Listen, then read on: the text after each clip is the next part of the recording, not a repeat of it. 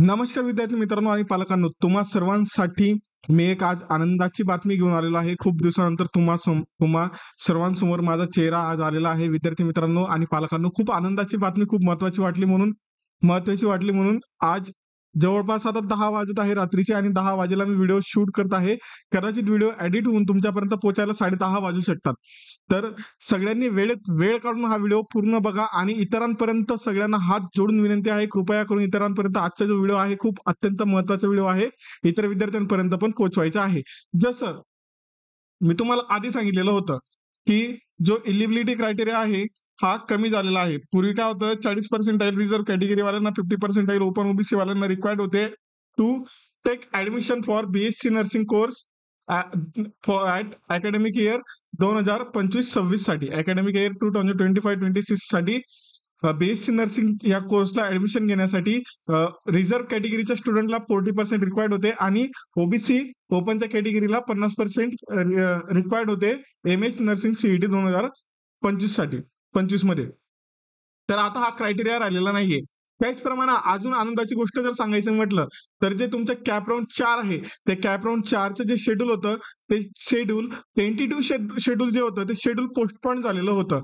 तर आणि आता जे न्यू शेड्यूल आहे ते ह्याच व्हिडिओमध्ये तुम्हाला न्यू शेड्यूल पण ह्याच नोटीसमध्ये बघायला मिळणार आहे. त्यामुळे सर्व विद्यार्थ्यांना आणि पालकांना विनंती आहे, कृपया व्हिडिओ शेवटपर्यंत बघा. खूप अत्यंत महत्वाची माहिती.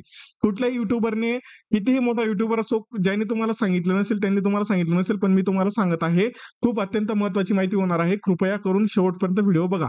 तर चला मग सगळ्यात आधी नोटीस बघून घेऊया. काय क्रायटेरिया चेंज झालेला आहे, काय प्रोसेस आहे आणि कॅप राऊंडच्या डेट्स किती आहे, ह्या आपण आता बघून घेऊया हळूहळू करून. तर सगळ्यांनी शेवटपर्यंत हा व्हिडिओ बघायचा आहे.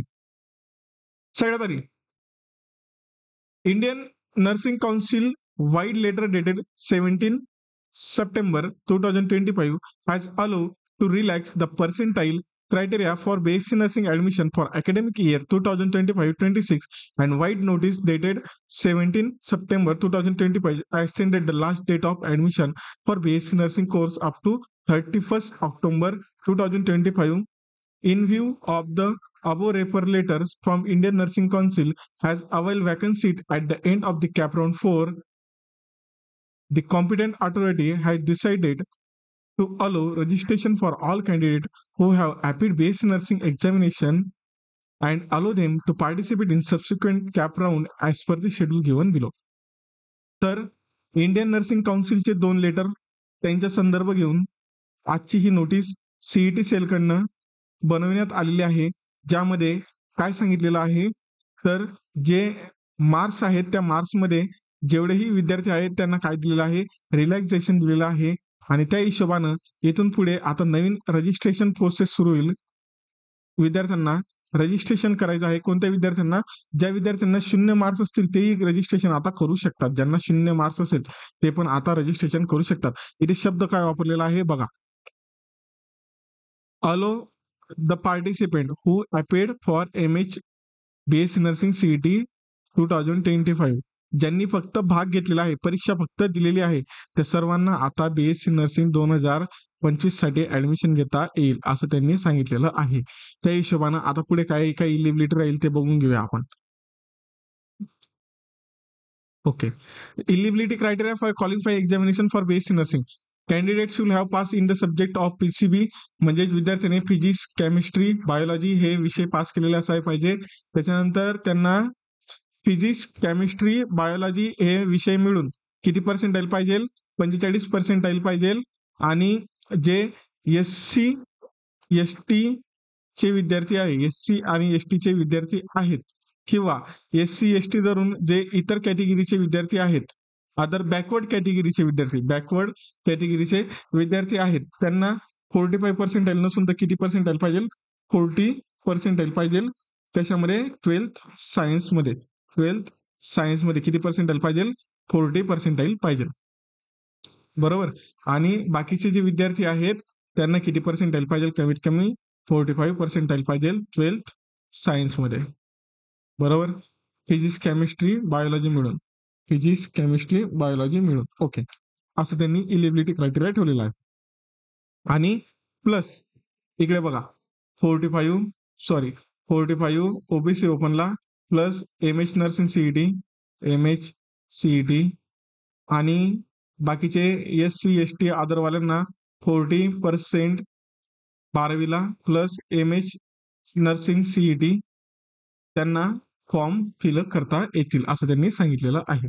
नेक्स्ट, आता नवीन ऑनलाईन रजिस्ट्रेशन सुरू होईल, ज्याची डेट आहे 23 सप्टेंबर 2025. म्हणजे आज मी व्हिडिओ शूट करतोय, आजच्या दिवसाला 22 सप्टेंबर आहे.